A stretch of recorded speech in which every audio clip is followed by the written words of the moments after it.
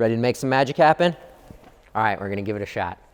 Hey everyone, welcome to Munro Live. Thanks for coming back. Today you're here with me, Scott, and we're gonna spend some time going through the Toyota bZ4X, or depending on where you're from, the bZ4X, or depending on if you don't like long names, maybe you call it the bZ4X. I've heard it abbreviated to that at this point. So whatever you wanna call it, kind of exciting vehicle because this is Toyota's sort of new flagship entry into the full battery electric space, right? And it's something that has made a lot of waves from the standpoint that Toyota's been pretty vocal about propagating some of the internal combustion products for longer and maybe being accused of being a bit of a laggard. Although I will say, we shouldn't forget, Toyota has been on the forefront of a lot of hybrid technologies, fuel cell technologies with the Mirai. Obviously, they have their Prius Prime PHEVs. They've got RAV4 PHEVs. So let's give them some credit where it's due. They've maybe been a little slow into the BEV space, but they have definitely been big players on the hybrid front. But anyway, so here we have the bZ4X. This vehicle is the first vehicle to launch on Toyota's new eTNGA platform. So they used to have a TNGA platform, that's Toyota New Global Architecture. That was something that we saw for years. They had a lot of success on that program, optimized a lot of things, and were definitely a competitive benchmark that we reviewed with many clients.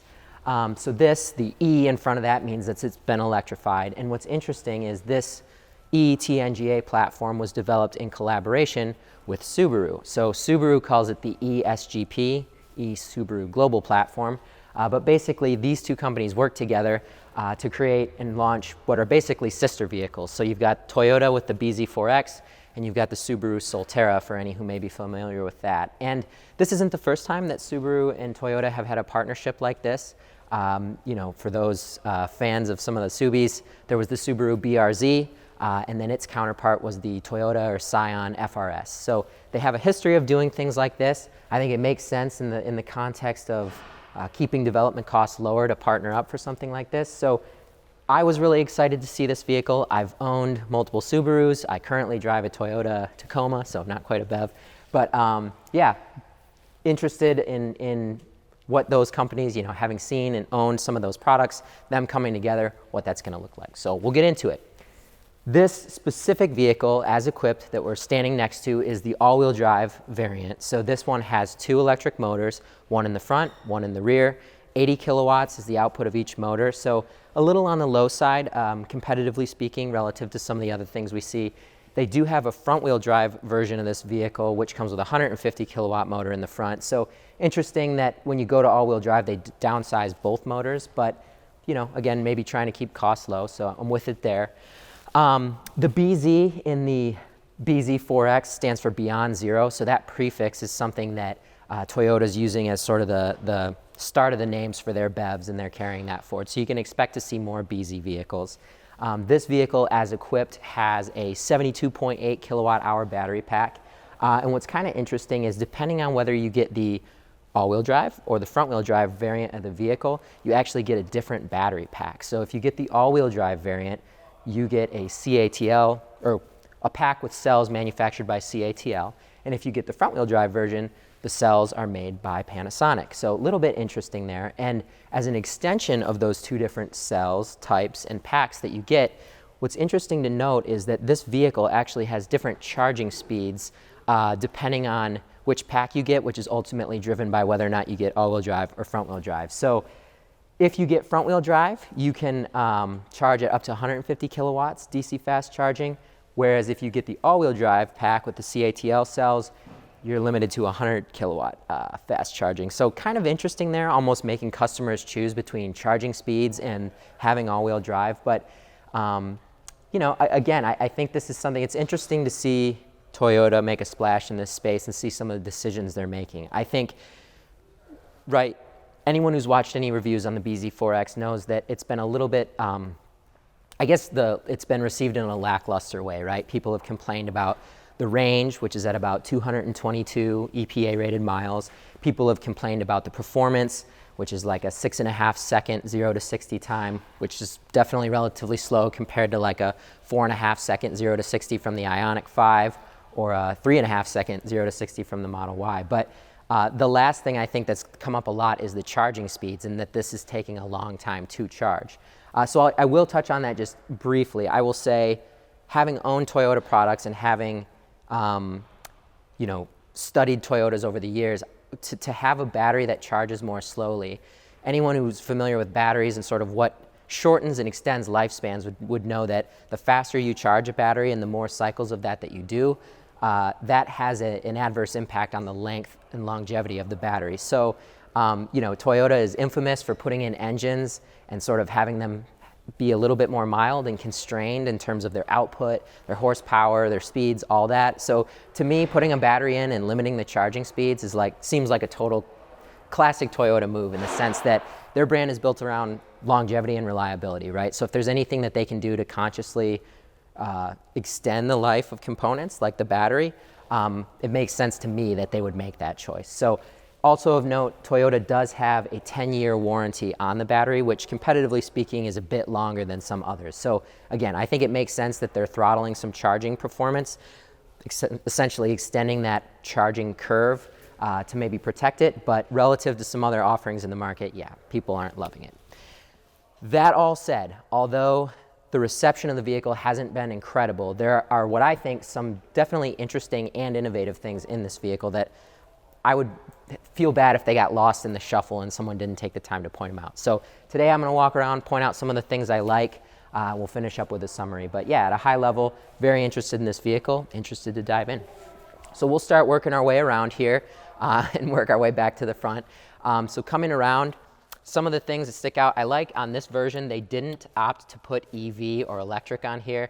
It's nice when it's a more subdued approach. You don't need to scream that you're an EV, like just let the vehicle be a vehicle. But interesting to see on this trim level, so this painted portion that comes along and jumps onto the charge port door on the Solterra and lower versions of this vehicle, this is mold and color black. And I'll be honest, it's lower cost, but kind of is a huge eyesore on some of those lower priced models. So I think this actually, it looks better, this whole sort of dynamic side aggressive piece, when they paint it. So interesting to see that. Working our way down, so classic floating roof here. This is super in vogue. I like that they were able to do a floating roof without needing to put a separate applique on this pillar. Some OEMs are forced to put a trim piece here. It looks like they got a little bit creative with their body painting process to enable them to not need to add that extra piece of trim.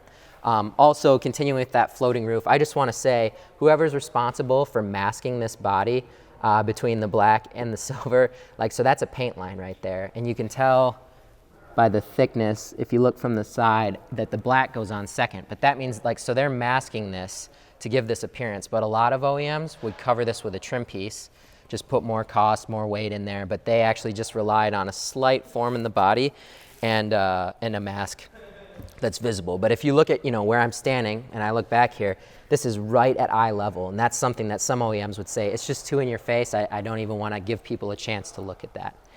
Working our way around, something that sticks out on the rear, people have been calling it the bunny ears, but if you look at the spoiler here as we come around, really notable is that it's got two outboard pieces, but the center section is kind of carved away. If I were to guess, this is probably all about, probably has an aero aspect, but also you'll notice that there is no rear wiper on this glass. So Hyundai did a similar thing on the Ioniq 5. They had an air channel that came through. If you have that and air can move over the glass, then in theory that clears debris, water, dirt, essentially doesn't give it the opportunity to settle on the glass. So they might have done that to help enable them to take cost and weight out in what would have been a rear wiper system. So kudos there. Kind of looks like a rabbit with its ears blown back. I'm little bit polarizing, but hey, hopefully they're getting some benefit from those pieces. Opening this up, there was one feature in the trunk that I really liked, kind of a goofy small thing, but so they have like a conventional cargo shade here. My wife drives a Grand Cherokee, has a very similar one. I'll say that these are infamous for getting taken out, thrown in the garage, and basically lost and never used again. And one thing that I thought was neat was, so it removes in kind of a similar fashion to most of these, but what Toyota opted to do was beneath the load floor here, they incorporated a neat pocket that allows you to basically stow this away and keep it in the vehicle. So I slip it into that slot. You can see there's a portion that it allows you to sort of over travel. You can drop it in there. Again, the same retention features that hold it up there, put it together. And now it's beneath the load floor, sort of out of the way, and that can drop right back down. So you haven't thrown your curtain out of the vehicle, it's still here, it's just hidden. Another really nice feature that I like, or nice execution in the back here, is the fact that they were able to integrate this subwoofer grill as part of the molded plastic panel. So if you looked at that from a few feet away, you might think that that's like a metal mesh grill that's put on and fastened separately. But if you look closely, it actually is plastic, it's part of it, and they even sort of fool the viewer by showing what makes it look like there's plastic behind a mesh, but that's actually all molding color, injection molded, probably polypro. So keeping costs down there without adding a second grill. So one of the supplier partners that Toyota worked with extensively in bringing components to this vehicle was a company called Denso. Denso and Toyota have had a long-standing relationship and have done plenty of things together. So of the components that they have on this vehicle, I'm going to mention several, but one that is most or quite interesting to me is a feature that's called radiant heating or radiant heaters. So if you look on the dash display here, there's an icon that shows like these sort of ripples pointing down towards the knee area. And if you look, I can press that and it comes on and it gives me like 3 levels I can cycle through. And you might ask, okay, what is that, like a floor vent, or what am I dealing with there? But what it actually is, there is a radiant heater on the underside of the IP in the place where conventionally speaking, a glove box would be. So this vehicle is unique in that it doesn't have a glove box, but they didn't waste the space and do nothing with it. So by introducing radiant heat, they've got a panel here, and they also have one on the underside of the column. This is hot as well right now. So again, it's pointing down at like my knees, shins, feet kind of area. This vehicle, if you're a fan of, if maybe you're in engineering school, you're a professor, if you're teaching heat transfer, you'll be excited to know that this vehicle exhibits all 3 forms of heat transfer. You have convection, which is coming through the HVAC, where you've got liquid and gas that are enabling the heat exchange through refrigerant and air blowing over it. The next thing you have is conduction, which would be conductive heating. So your heated steering wheel, your heated seats, that'd be like you're heating up a metal bar. There's no exchange of particles or anything. You're just heating a surface and coming into contact with it. And then you have the radiant heat, the radiation. So you've got basically electromagnetic waves that are coming out from here and warming the occupant space. And Toyota, they demoed this on the Prius Prime. I saw it, that was a PHEV vehicle. They looked at some different fuel consumption numbers with and without, but again, there's like this race to try and find how can we more efficiently heat the vehicle. I know Ford's talked about even doing things like radiant heat in bolsters and in armrests. They were doing that just at a prototype level, but as far as I can recall, this is the first. I've never seen a system like this with the thin film heating and the radiant heat down onto the shins. And I'll say, I have it turned up to max, but like with my hands, 3-4 inches away and my legs here, I can definitely feel that coming through. So kind of neat. As far as I'm aware, an industry first. Like to see that kind of different thinking and thoughtful stuff, especially since they got rid of the glove box, right? We saw that in the Rivian. It was a little bit polarizing, but they got rid of that, but they did something neat with the space, so I appreciate that. Also, while we're on the IP, kind of a different feature, distinguishing for sure, is the fact that they went with an all-cloth IP. So this is wrapped in like a fabric that's got a very distinct sort of grid line pattern on it. I like it stylistically. The only concern that I have is that maybe over time, dust builds up on this and it might be kind of difficult to clean. But other than that, it's kind of a neat feature. They have done this in other vehicles, but they opted, instead of doing a HUD and a cluster, they sort of split the difference and put this screen sort of right out front and a little up. In theory, it's right where you would want to see it, but one thing that I think several of us who've sat in this have noticed is that in order to really get a clear line of sight to that, you have to lower this wheel to the extent that maybe not so much of a big deal for me, but for some of our taller folks, it was like the wheel was down in their lap and they were kind of staring over it. So maybe the placement could be tweaked there, but interesting concept. All right, so a couple more important things to note up here, and no vehicle review is complete without opening up the hood, right? Some would say the Frunk space, but in this vehicle, gasp, it doesn't have a Frunk, right? Not a huge surprise to anyone who's done any research on this vehicle. They just opted not to do it. We've seen Volkswagen make a similar decision. There are pros and cons. Some people love them, some people don't care as much. Honestly, I'm a little bit indifferent. The But looking at what is packaged in this space, it's funny. We had one of our folks on our facilities team looked at this and said, "Oh, so is this like a hybrid? I see it's got a normal engine in it." And at a first glance, it does almost kind of look like it has a motor in it, but that's actually not what this is. So there is an electric motor down underneath here, but this unit that I've got my hand on right here, this is another Denso developed component. This is what they call their ESU, which is essentially a unit that combines what could be 3 totally separate high voltage monuments into a single box that they sort of make the heart of their high voltage system. So within here is their onboard charger, their DC-DC converter, and then also their high voltage power distribution. So they have some contactors, busing, relays, and then all their high voltage connectors that are going to go to the motor, to heaters, to other elements throughout the vehicle. They're going to tie back to this unit. So in the spirit of, lean thinking, lean design, I think this is clever in the sense that it's packaging efficient, right? It brings a lot of things into one. And for an architectural component that you're going to standardize on, it is nice to have it here, be sort of the heart, run everything back to it. I do like that, I see like a stamped lid instead of a cast lid. Looking at some of the different things on this, they're using plastic connectors where we've seen others use some mold or cast ones.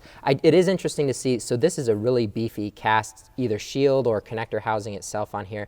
Looking at this, I think this and some of these on the side are definitely, there's some serious impact considerations because this is high and out front. Obviously in a situation where there's an impact, we're going to condense here, and some of those are going to be out there as far as potentially getting impacted. So they did spend some money to integrate onto there. But this concept of a 3-in-1 is sort of new to the market. We haven't seen a whole lot of OEMs do this. We have seen combo OBCs and DC-DC converters, but interesting to see them sort of take it a step further with this Denso unit. So haven't torn one down yet, would love to see that. I will say on the topic of the guts of this, what I've learned is that it reused some of the different components that Toyota was already using in their hybrid vehicles. So as far as I understand, it has a 6.6 kilowatt OBC inside, which competitively speaking is kind of on the we'll say, less capable side. Normally 11 or 11.5 kilowatts is pretty standard. So kudos for reusing components, but maybe not so much for using stuff that's kind of competitively out of date. The next thing, though, that I want to note here is definitely something that is new and was newly developed, and that is the introduction of a heat pump system for this vehicle. So when people say heat pump, it usually isn't referring to a single component, but more a collection of components. So sort of everything that we're looking at over here is working together as a heat pump system. This also was developed in collaboration with Denso. And so basically, you've heard us talk about heat pumps on Tesla vehicles and on Hyundai vehicles and on Volkswagen vehicles. Denso helped develop this unit, and there's a couple of interesting features that I'm looking forward to tearing it down, but basically what they've said is within the guts of this heat pump system, there's 2 kind of world first, they're claiming elements. One is that heat pumps, the reason that people use heat pumps is all about trying to limit range degradation in cold weather driving. But the trade-off, or sometimes the challenge, is that as temperatures get lower and lower and lower, heat pump performance actually sort of degrades itself, so that advantage you get compared to a resistive heater sort of diminishes.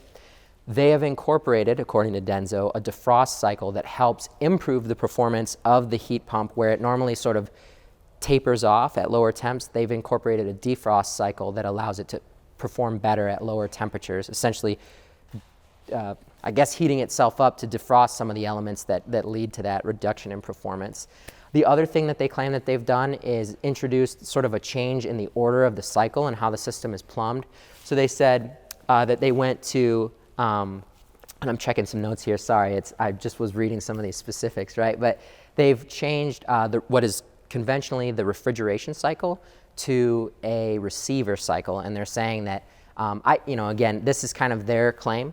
Looking forward to getting into the parts and getting down into it, but they claim that reorienting things in that fashion, changing it into a receiver cycle as compared to a conventional accumulator cycle, help them eliminate a lot of parts, take out costs, take out weight. So looking forward to tearing that down, getting into the guts eventually. But yeah, So they have a heat pump. They're doing it in a little bit different way. I think with the radiant heating, that is maybe for me one of the shining points of this vehicle, that they're taking some steps in that area. The other thing I think I would just note, and it's hard like with all the trim on to really get into this, but I looked at some cutaways of the body structure. I can see some of it if we look down in here. And yeah, actually, Grace, if you point down in here, so just looking at like some of these cross members, this is a pretty beefy element in here. Looking at some of the doubled up flanges, you see similar things on the sills. We saw that roof bow in the vehicle that was, in an area where other people simply don't have it. But yeah, and this is pretty thick here. So, interestingly, right, this was a joint development between Toyota and Subaru. And the question is, okay, well, who was responsible for what? We see some Toyota pieces and the interior for sure, Toyota guts inside the Denso unit. From what we've been able to learn, Subaru has basically taken credit for the body structure and the performance there. So the vehicle has crashed extremely well. Not that a crash can ever be a good thing, but the impact performance as it's been evaluated, it received 5 stars from J-NCAP, so the Japanese NCAP rating system, as well as Euro NCAP, another 5-star rating, which is as good as you can score, right? So obviously they're doing something right. And a lot of people look to Subaru as leaders in the safety and impact performance space. Love, it's what makes a Subaru, right? So I guess love could be what makes a Toyota a Subaru as well, as it pertains to the body structure. So it sounds like Subaru took a lead role in basically designing the body. I think Toyota probably took lead on some of the other elements, but it does crash rather well, which is always something to be applauded. And the vehicle itself isn't crazy heavy too, so it seems that they were pretty efficient with it. Definitely saw some layering of metals that probably isn't so much present in some other vehicles. They were maybe sort of a belt and suspenders approach, but when it comes to safety, probably better to be too conservative than not conservative enough, right? So at a high level, I think we've touched on most of the things that were interesting to me. I guess to kind of wrap this one up, and I'll close this. Oh, I will say as I'm shutting this, no reason for them to have this, especially since they don't have a frunk. Like, why do they need a beauty cover? Or this isn't probably insulating that well as far as noise, because it's not as noisy of an engine bay when it doesn't have an engine, but I digress. All right, nice closing on the front. So the last thing I would kind of summarize with on this vehicle is, do I think this is a vehicle that people should consider buying? What is the value proposition? How does that sort of play? The MSRP on this vehicle, as received, is basically $52,500, $52,400 I think it was at, which to me, to anyone, that's a lot of money, right? But as you look at some of the other vehicles that are out there in the market, you've now got the Model Y Performance that's around $59,000, so within about 10-15% of where this is at. That's for all-wheel drive and max performance. You look at like the Ioniq 5, it's right in that sort of $50K range, slightly above. Where this one's going to struggle is competing with some of those other offerings. It's sluggish on performance, its charging speeds are low, its range is 30 to 40, at least 30% less than some of those other vehicles. It has some neat features, but for the money, I just don't know that the value's there. So if this vehicle was like 40 grand in that neighborhood, maybe slightly less, I think they would definitely sell considerably more of them, but it's going to be tough at this point. I'm sure Toyota's trying to recoup some investment dollars there, but I just don't see them selling any meaningful volume to anyone except for extremely loyal Toyota fans that are basically buying it more for the badge than the value. And Toyota's also always has represented great value. I'm confident that they'll get there, but with this vehicle, what you get for the price you pay, I just don't think they're there yet. So super exciting to see a Toyota BEV in the market. Would love to tear this one down further. Hopefully we get into that before too long. But yeah, that's about all I got today. Hopefully you found some of this interesting and insightful. As always, please feel free to subscribe if it floats your boat. And thanks for joining us. Have a good one.